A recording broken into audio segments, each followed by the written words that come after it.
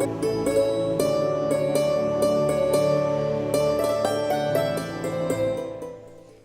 ધન્વંતરી. આજનો આપણો વિષય છે ગર્ભ સંસ્કારની અંદર પ્રી પ્લાનિંગ, એટલે પૂર્વ આયોજન. બાળક રાખતા પહેલાં આપણે શું કરવું જોઈએ, અગાઉથી તૈયારી આપણે શું કરીશું કે જેના લીધે આપણું બાળક સુંદર, સ્વસ્થ અને તંદુરસ્ત આવે. તો ખાસ કરીને મેઇન જે વસ્તુ છે તેમાં માતા પિતા તેની માનસિક અને શારીરિક સ્થિતિ સ્વસ્થ હોવી ખૂબ જ જરૂરી છે. આજકાલની લાઈફ એટલી બધી દોડામ ભાગીવાળી લાઈફ છે અને બિઝનેસને રિલેટેડ કે જોબને રિલેટેડ માતા પિતા હંમેશા સ્ટ્રેસ અને ટેન્શનમાં હોય છે. મારા પાસે ઘણા બધા માતા પિતા આવે છે કે અમારે બાળક રાખવું છે, બાળક રહેતું નથી. તો આનું પણ મેઇન કારણ છે તે સ્ટ્રેસ અને ટેન્શન છે. ઘણા બધા માતા પિતા એટલા પણ સરસ જાગૃત થઈ ગયા છે કે જેને કોઈ જ પ્રોબ્લેમ નથી, પરંતુ બાળક સ્વસ્થ જોઈએ છે, સારું જોઈએ છે, તો તેના માટે પણ પ્લાનિંગ માટે આવી રહ્યા છે. તો આજે આપણે જે ચર્ચા કરવાની છે તે પ્લાનિંગ માટે કરવાની છે. હવે બાળક જે આખું બને છે તેનો મેઇન આધાર આયુર્વેદની અંદર ખૂબ જ સરસ રીતે વર્ણન કરેલું છે કે જમીન સારી હોવી જોઈએ, તેના અંદર બીજનું જે આપણે રોપણ કરશું તે પણ સારું હોવું જોઈએ, તેના જે પાણી આપીએ છીએ તે પણ સારું હોવું જોઈએ, તેને સૂર્યપ્રકાશને તે બધી વસ્તુ પણ સારી રીતે મળવી જોઈએ. તે જ રીતે આપણા શરીરની અંદર બાળક રહેવા માટે સ્ત્રી બીજ અને પુરુષ બીજ, આ ઉપરાંત માતા પિતાના અંદરના અવયવો કે જે સ્વસ્થ હોવા ખૂબ જ જરૂરી છે. સાથે સાથે પોષકયુક્ત આહાર કે જેના દ્વારા જ આપણા શરીરની અંદર જે હોર્મોન્સનું સિક્રિએશન થતું હોય તે સ્વસ્થ રીતે થાય છે. તેથી બાળક રહેવા માટે આ બધા જ અવયવો છે, આ બધા જ ફેક્ટર્સ છે તે પણ એટલા જ જરૂરી છે કે અવયવ સ્વસ્થ હોવા જોઈએ, બધા ફેક્ટર એકદમ જ સ્વસ્થ હોવા જોઈએ. જેમ કે માતા પિતાની લાઈફસ્ટાઈલ, માનસિક રીતે માતા પિતા જેટલા ખુશ હશે તેટલા પિચ્યુટરી ગ્રંથિમાંથી નીકળતા હોર્મોન્સ સ્વસ્થ રહેશે, એની જે બેલેન્સ છે તે સરસ રીતે જળવાઈ રહેશે અને પ્રેગ્નન્સી પણ ઇઝીલી રહી જશે. હવે અહીં જ્યારે માતા પિતા પ્લાનિંગ કરી રહ્યા છે ત્યારે હંમેશા માતા પિતાએ 3 મહિના પહેલાં પ્લાનિંગ કરવું ખૂબ જ જરૂરી છે. જેમ કે માતા પિતાએ એપ્રિલ મહિનામાં પ્રેગ્નન્સી રાખવી છે તો તેમણે જાન્યુઆરી મહિનાથી જ બાળક માટેનું પ્લાનિંગ કરી દેવું જોઈએ. પ્લાનિંગ કરવું એટલે શું? તો ખાસ કરીને આપણા શરીરની અંદર જે રીતે આપણે વાત કરી કે બાળક રહેવા માટે સ્ત્રી બીજ સારા હોવા જોઈએ, અંદરના અવયવો સારા હોવા જોઈએ, હોર્મોન્સ બેલેન્સ હોવા જોઈએ. તો બાળક રાખતા પહેલાં ઘણા બધા રિપોર્ટ્સ અમુક છે કે જે જરૂરી રિપોર્ટ્સ છે તે રિપોર્ટ્સ કરાવવા ખૂબ જ જરૂરી છે. કારણ કે આપણે અહીં જે પ્રેગ્નન્સી પ્લાનિંગ કરી રહ્યા છે તેનો આપણો ભાવાર્થ છે કે બાળક સ્વસ્થ, સુંદર અને બુદ્ધિશાળી આવે, કોઈ પણ પ્રકારના ખોડખાપણ વગરનું બાળક આપણે જોઈએ છે. તો તેનો મેઇન આધાર છે કે સ્ત્રી બીજ અને પુરુષ બીજ તેટલા સ્વસ્થ હોવા જરૂરી છે. સ્ત્રી બીજ અને પુરુષ બીજ ક્વોલિટી વાઇઝ, ગુણવત્તા વાઇઝ જેટલા સ્ટ્રોંગ હશે, સારા હશે, એટલું સારું બાળક આપણને મળી શકશે. તો ખાસ કરીને આપણે જ્યારે પ્રેગ્નન્સીનું પ્લાનિંગ કરવા જઈ રહ્યા છીએ 3 મહિના પહેલાં, ત્યારે માતા પિતાની માનસિક અને શારીરિક સ્થિતિને સ્વસ્થ કરવાની છે. માનસિક સ્થિતિને સ્વસ્થ કરવા માટે ખાસ કરીને અત્યારે ઘણી બધી વસ્તુ છે. ફર્સ્ટ વસ્તુ કે આપણે ખુશ રહેવું જોઈએ. નાની નાની વસ્તુમાં ગુસ્સો, ચિંતા, ટેન્શન, સ્ટ્રેસ, આમાંથી કંઈ પણ વસ્તુ બને તેટલી ટાળો. જો ગર્ભિણી માતા ટેન્શન કરશે, સ્ટ્રેસમાં રહેશે, તો તે જ બધી વસ્તુ બાળકની અંદર આપણે એને ગિફ્ટ આપીએ છીએ. તો તેના બદલે આપણે ખુશ રહી અને ખુશ રહેવાની અને સ્ટ્રોંગ રહેવાની ગિફ્ટ શા માટે ન આપીએ? તો તેના માટે 3 મહિના પહેલેથી જ માતા પિતાની માનસિક સ્થિતિ ખૂબ જ સારી હોવી જરૂરી છે. ટેન્શન, સ્ટ્રેસ ફ્રી રહી ખુશ રહે અને તેના માટે તે મેડિટેશન છે, પ્રાણાયામ, ભ્રામરી, ત્રાટક, આ બધી જ એક એકાગ્રતા વધારવા માટેની નોર્મલ એક્સરસાઇઝ છે જે માતા પિતા કરી શકે છે. આ ઉપરાંત સૌથી મહત્ત્વની વસ્તુ છે તે ખોરાક.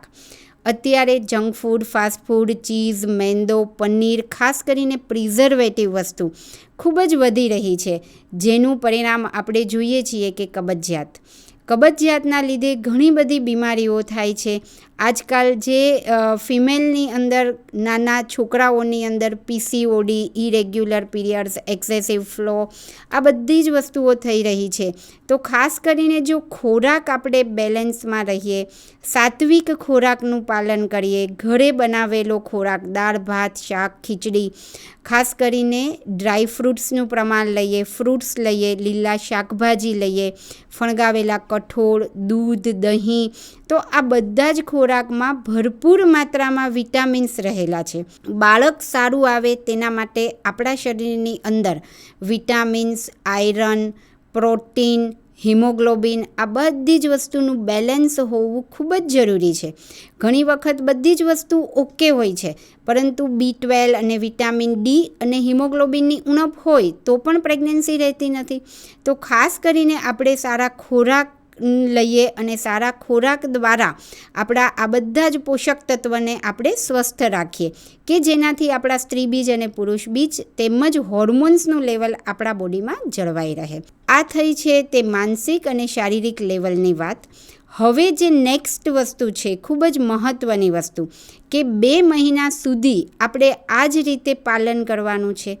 3rd મહિનો જ્યારે આવે છે ત્યારે 3rd મહિનાની અંદર પંચકર્મ, આયુર્વેદની અંદર પંચકર્મ કરીને ખૂબ જ સુંદર વર્ણન કરેલું છે આયુર્વેદ સંહિતાની અંદર. પંચકર્મનો અર્થ શું થાય છે કે એક પ્રકારનું શોધન અર્થાત કે બોડીને ક્લીન કરવું. આપણે એક એક્ઝામ્પલ તરીકે જોઈએ કે આપણી પાસે 2 રૂમાલ છે, તો બંને રૂમાલમાંથી એક રૂમાલ એકદમ જ ક્લીન છે, જ્યારે જે નેક્સ્ટ બીજો રૂમાલ છે તે બહુ જ ગંદો છે. હવે આપણે બંને રૂમાલની અંદર કલર કરવા છે, તો જે રૂમાલ એકદમ ક્લીન હશે તેમાં ખૂબ જ સરસ કલર થશે, પરંતુ જે ગંદો રૂમાલ છે તેના અંદર કલર સરખો થશે નહીં. તે જ રીતે આપણા શરીરમાં જ્યારે આપણે પ્રેગ્નન્સીનું પ્લાનિંગ કરી રહ્યા છે, તો આપણા શરીરની અંદર સ્ત્રી બીજ અને પુરુષ બીજ ક્વોલિટી વાઇઝ ખૂબ જ સારા હોવા જરૂરી છે. અવયવો આપણા જે ગર્ભાશય છે, બીજધાની છે, બીજ નળી છે, તે બધું જ ખૂબ જ સ્વસ્થ હોવું જરૂરી છે. તો આ બધી વસ્તુ માટે આપણે પંચકર્મનો સહારો લઈએ તો આપણું બોડી છે તે એકદમ જ ક્લીન થશે. અને તેના પછી જે આપણા અલગ અલગ ધાતુઓ, રસ, રક્ત, એ બધી અલગ અલગ ધાતુ છે કે જેમાંથી બીજની ઉત્પત્તિ થશે, તે ધાતુ પણ એકદમ સ્વસ્થ રીતે ઉત્પન્ન થશે અને આપણે સારી ગુણવત્તાવાળા બીજનું નિર્માણ કરી શકશું કે જેનાથી એક સુંદર બાળકને આપણે જન્મ આપી શકીએ. તો ખાસ કરીને જે પંચકર્મનું સુંદર વર્ણન કરેલું છે તેના અંદર 5 પ્રકારના કર્મ છે, જેના અંદર વમન અર્થાત કે બોડીને વોમિટિંગ દ્વારા ક્લીન કરવું. સેકન્ડ છે તે વિરેચન અર્થાત કે બોડીને લૂઝ મોશન એટલે કે ઝાડા દ્વારા આખા શરીરને ક્લીન કરવાનું. અને તે ઉપરાંત શરીરને શેક અને માલિશ. અને જે 5મી વસ્તુ છે જેને બસ્તિક પ્રોસેસ કહેવામાં આવે છે, જે વન ટાઈપ ઓફ એનીમા, દરેક લોકોને ખ્યાલ હશે કે એનીમા એટલે કે ઝાડાની જગ્યાએ પાણી ચડાવી અને તે ભાગને ક્લીન કરવો.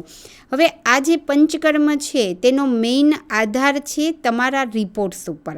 આપણે જ્યારે રિપોર્ટ્સની વાત થઈ હતી કે પ્રેગ્નન્સી રાખતા પહેલાં સ્ત્રી બીજની ગુણવત્તા કેવી છે, પુરુષ બીજ કેવું છે, આપણા શરીરની અંદર પોષક તત્વ કેવા છે, આ બધા જ રિપોર્ટ્સ જો આપણે કરાવ્યા બાદ આપણે પ્રેગ્નન્સીનું પ્લાનિંગ કરીએ તો ખૂબ જ સરસ આપણે રિઝલ્ટ મેળવી શકીએ છીએ.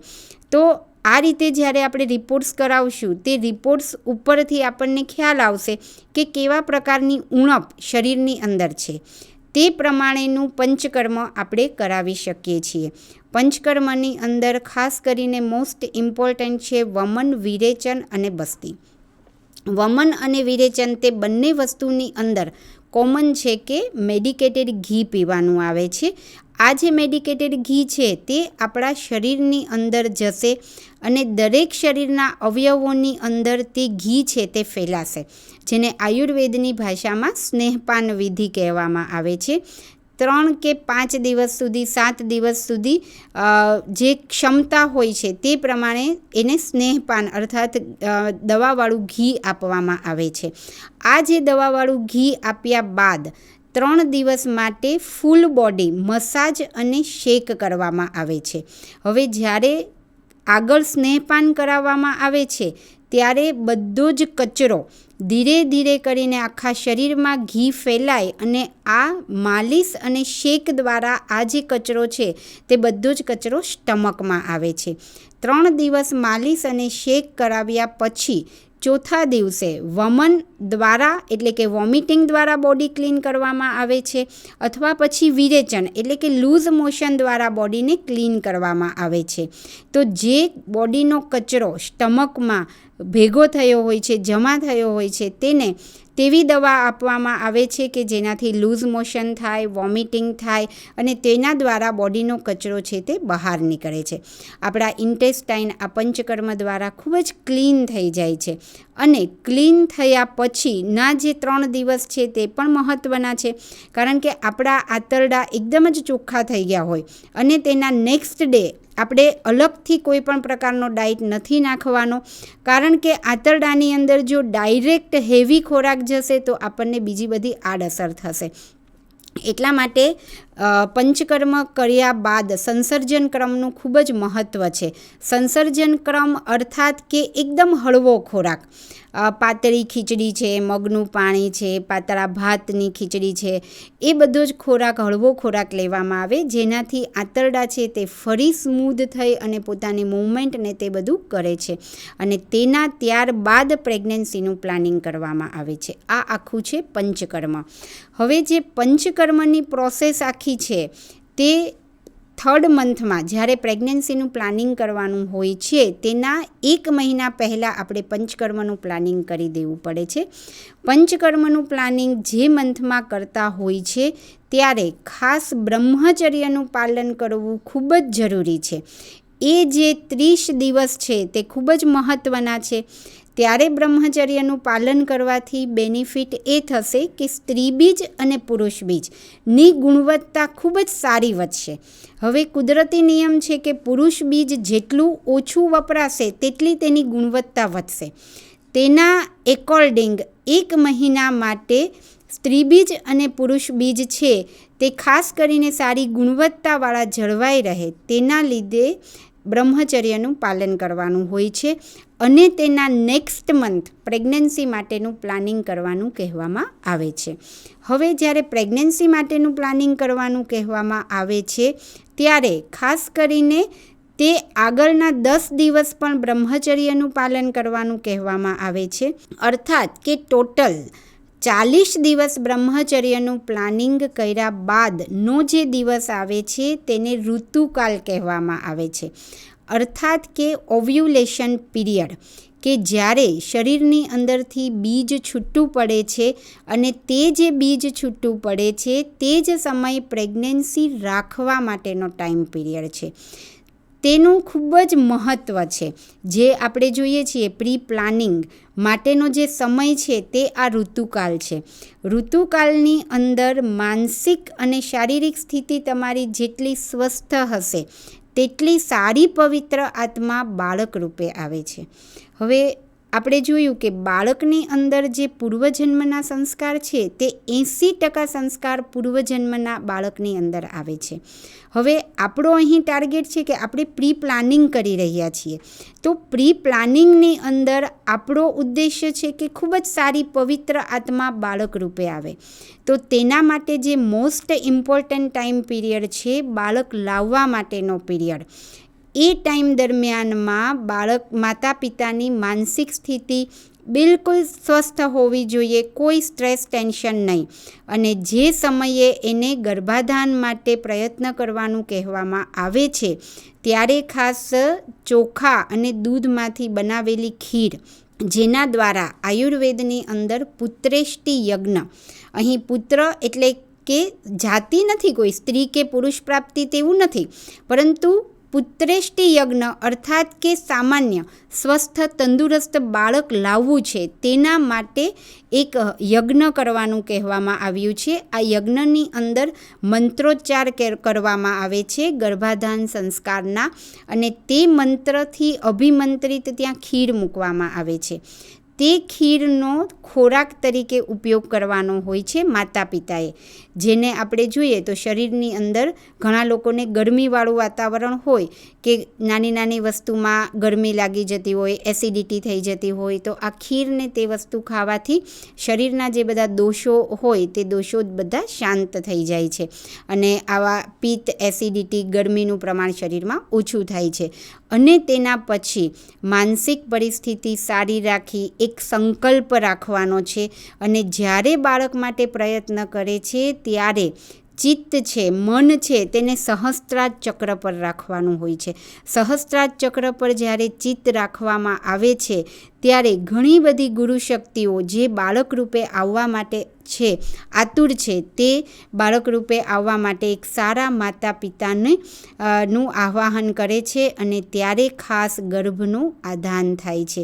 અને ત્યારે આયુર્વેદની અંદર ખૂબ જ સુંદર વર્ણન કરેલું છે કે જ્યારે માતા પિતા બાળક લાવવા માટેના પ્રયત્ન કરતા હોય છે ત્યારે આજુબાજુનું વાતાવરણ એકદમ શાંત પ્રકૃતિવાળું રાખવું. જે ચાદર હોય છે તે પણ વ્હાઇટ કલરની, સફેદ કલરની ચાદર હોવી જોઈએ. તમારી માનસિક પરિસ્થિતિ સારી હોવી જોઈએ, અને તમારા મગજની અંદર એક જ ભાવાર્થ હોવો જોઈએ કે મારે ખૂબ જ સુંદર, સ્વસ્થ, બુદ્ધિશાળી, તેજસ્વી અને પવિત્ર આત્માને બાળક રૂપે જન્મ આપવો છે. આવા સારા વિચાર સાથે જ્યારે બાળક માટે પ્રયત્ન કરવામાં આવે છે તો ખૂબ જ સુંદર પરિણામ આપણને મળે છે, અને એ જે બાળક આવે છે તદ્દન એક્સ્ટ્રા ઓર્ડિનરી બાળક મળે છે આપણને. અને મારી આ ઘણા બધા 17 વર્ષની પ્રેક્ટિસની અંદર ઘણા બધા માતા પિતાના અને આ રીતે આપણે બાળક રખાવેલા છે, અને તે બાળક ખૂબ જ અદ્ભુત, અલૌકિક બાળક હોય છે, અને એ બધા જ બાળકમાં અલગ પડે છે. તેના માટે માતા પિતાએ તેના ભવિષ્યની કોઈ ચિંતા કરવાની જરૂર નથી. તે બાળક દરેક પરિસ્થિતિનો સામનો તેની જાતે કરી શકે છે. તો આવા સુંદર બાળક મેળવવા માટે આપણે આ રીતે પ્રયત્ન કરવા જોઈએ. આ જે વસ્તુ છે આખું તેને પ્રી પ્લાનિંગ કહેવાય. અને નેક્સ્ટ જે આપણો ફેઝ છે તે આખો ફેઝ મંથ વાઇઝ બાળકને સ્વસ્થ બનાવવા માટે શું કરવું તેના માટેનો છે. તો દરેક માતા પિતા જ્યારે પ્રેગ્નન્સી માટેનું પ્લાનિંગ કરે છે ત્યારે આ રીતે પ્રી પ્લાનિંગ કર્યા પછી જ તે બાળક રાખે તો તે બાળક આપણે સુંદર અને સ્વસ્થ બાળક આવશે. બાળક સ્વસ્થ હશે તો સમાજ પણ સ્વસ્થ બનશે, અને સ્વસ્થ સમાજનું નિર્માણ આપણે કરી શકીશું. આ સાથે જય ધન્વંતરી, જય